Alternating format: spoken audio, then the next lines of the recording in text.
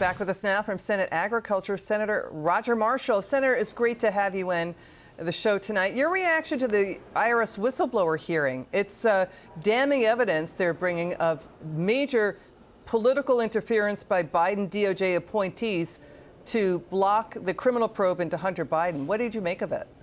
Well, it is very convincing, Liz, absolutely convincing. I think America is watching this very closely. They understand that the Department of Justice was weaponized, that Joe Biden weaponized them by stopping this investigation. Look, these whistleblowers certainly seem to be credible. They're seasoned officers. They're basically putting their entire career on the line by coming forward here. I think they're very believable. Again, the Justice Department was weaponized, and this is unequal application of the law. So the criminal probe had been going on for 5 years. You know, the whistleblower is basically saying that when Biden came into office, he put political appointees in there immediately, and then they started to move to basically shut down the Hunter Biden criminal probe, bust it down into misdemeanors from felonies in order to protect Joe Biden. Yeah, it is going to be a very complicated weave as we try to look under every place that we can. I'm so proud of what's happening over in the House. They're doing a great job. Looking forward to getting to the bottom of it. Let's move on to this. Breaking news coming in about Biden's, it's being called a new big government overreach. You know, his re-election is really threatened by inflation, sticking stubbornly high. You know, it's basically cumulatively 16% since he took office. His polls keep dropping as inflation stays high.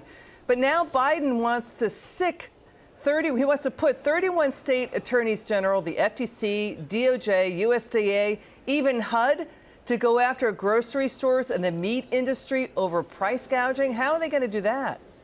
Right. Well, Joe Biden owns inflation. On day one, he declared war on American agriculture and energy. Think about what he did the first day. He shut down the Keystone Pipeline, he shut down offshore drilling, and he also repealed President Trump's Water of the U.S. ruling. So all those drove up the cost of doing farming for us. Agriculture is so connected to the energy field in the sense that we use a lot of diesel, and additionally, nitrogen-based fertilizers come from natural gas.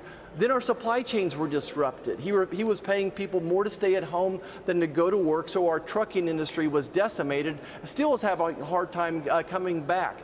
And then lastly, I just want to talk about his regulatory burden on the American farmer as well. This war of regulations, whether it's using the Endangered Species Act, waters of the U.S., limiting the pesticides that we can use, he's driving up the cost of doing business, and our American consumers are feeling the brunt of that at the market. You know, Senator, they're talking about giving taxpayer money to small and independent meat and poultry processors to expand or build facilities in farm areas to increase competition, give them a stronger negotiating hand with bigger meat packers.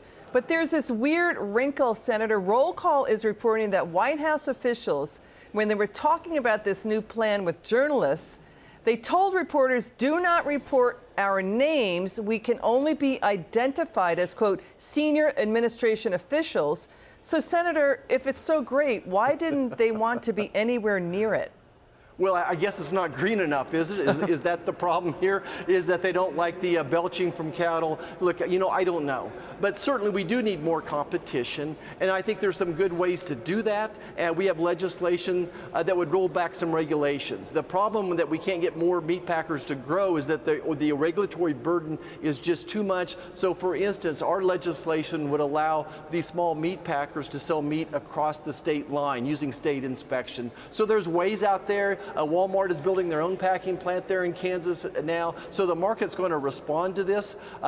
There is some consolidation of industry. It was created by all these rules and regulations by my friends across the aisle. But what do you make then of this big top-down, big government push by Biden? Will it work? You know, it typically doesn't. Typically, it backfires in some ways, some shape, typically. So there's lots of problems in the packing industry. Again, we have only 4 packing plants that control 80% of the industry. There does need to be competition, but at the same time, we need some guardrails around that. Senator Marshall, pleasure having you on. Thanks for joining us tonight.